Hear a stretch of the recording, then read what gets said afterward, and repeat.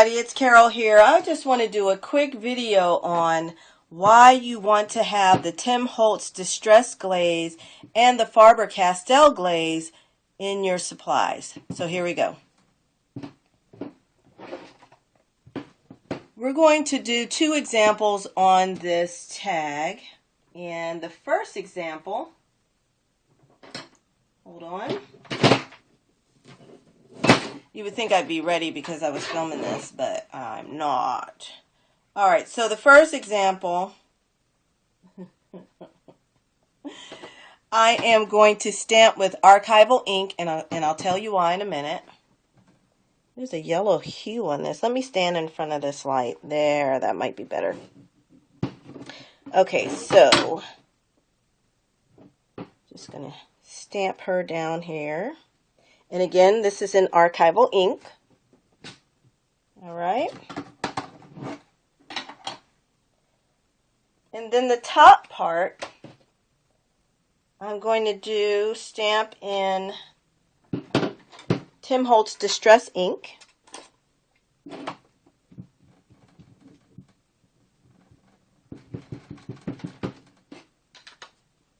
only going to do half of her body.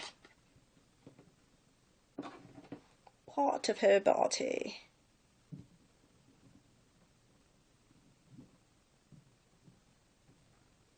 You know what? That happened before. Wait a minute.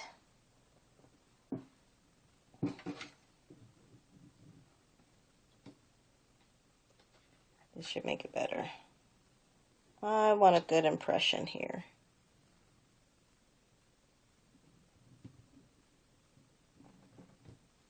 Ugh.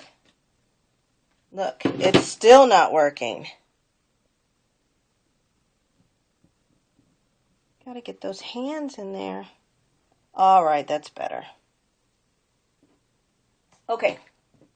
So there's a specific reason why I did this to show you. So what I want to do is, instead of coloring this, well, I'm going to color part of it. So let me color it and I'll come right back. So I colored them in for the video's sake, but this is an example if you were doing a project and you wanted to, for this top part, just protect this image that you don't want. You want to keep working on your project, but you want to protect the image that's on top because maybe you forgot that you were going to continue doing the background or something like that. So with the top part, we're going to use the Tim Holtz Distress Glaze. And one of the drawbacks of the Distress Glaze is that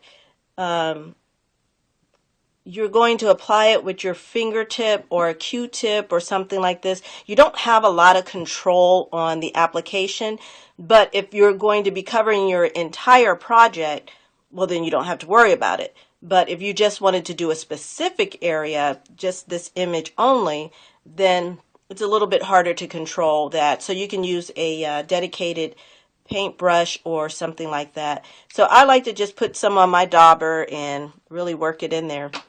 You really don't need a lot. And so I'm just going to cover the entire image. Now don't forget that this is the Tim Holtz Distress. This was stamped with the Tim Holtz Distress stain. I'm sorry, Distress ink. And I actually colored the inside of the image with Tim Holtz Distress stain. So, and now I'm actually going to, on one half of this tag, just apply all of this. Just on one half over here, and then try to get that within the image that way. And then all you need to do is take a piece of paper towel and then just kind of rub that in and buff that off.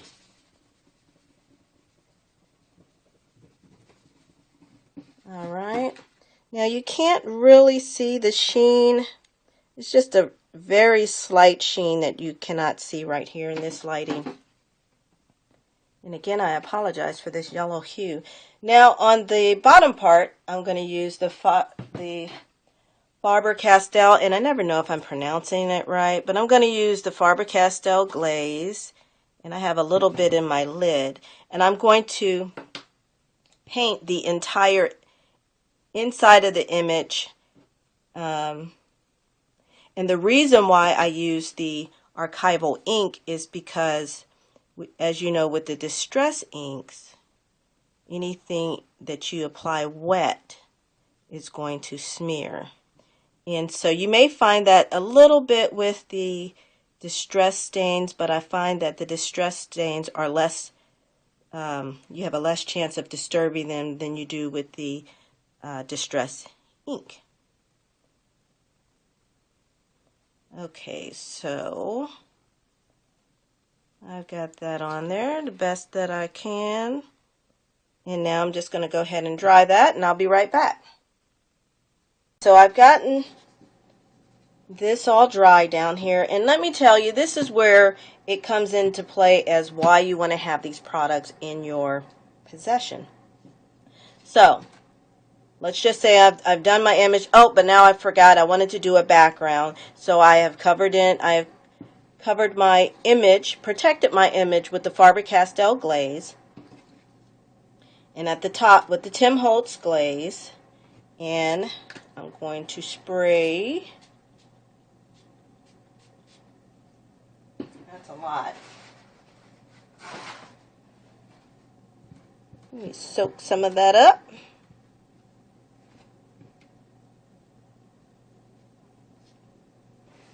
I want you to notice something here.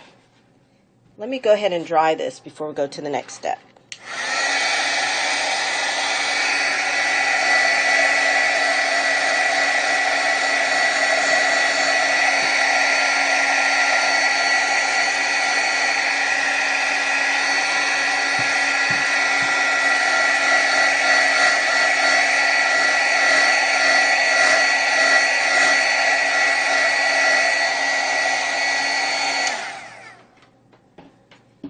Okay, so that was distressed dilution ink sprays, and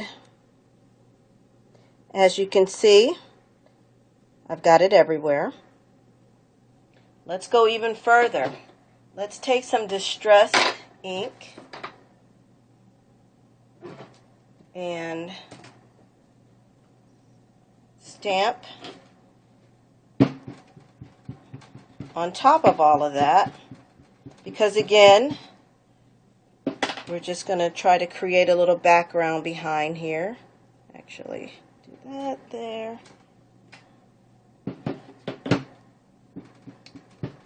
And it's looking kind of messy.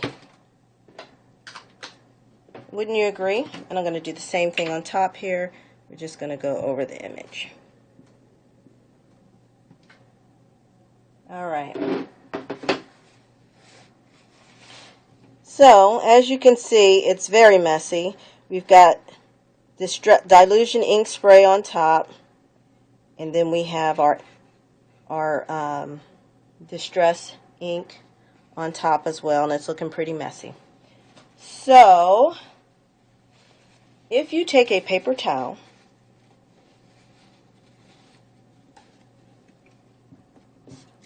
get that a little bit damp.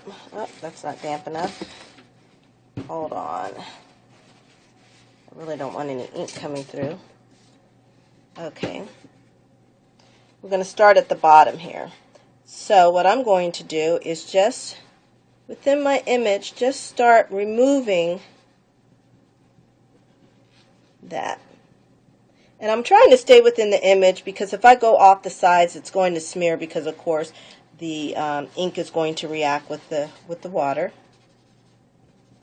But as you can see, I was able to wipe all of that ink off top.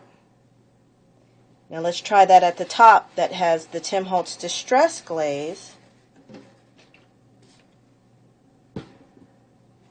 Actually, I need a cleaner paper towel. All right. Now we're going to start over the image, and I'm going to rub.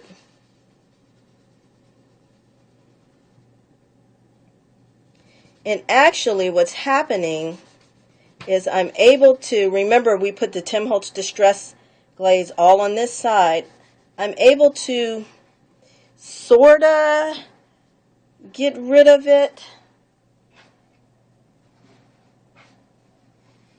Let's get some more paper towel. I'm but faintly you can still see it. Now if I go on this side, definitely it's going to just smear because there's no protection. But as you see, if I go around this image, it is, the Tim Holtz Distress Glaze is protecting that image somewhat. So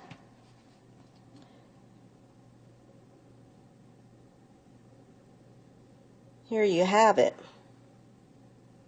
This is completely protected. And again, now if I was to stamp on top with, since we're done, I'll do that now. Stamp on top of the Faber Castell glaze with archival ink. You're not going to be able to have the same results. It is pretty permanent. Let's dry that.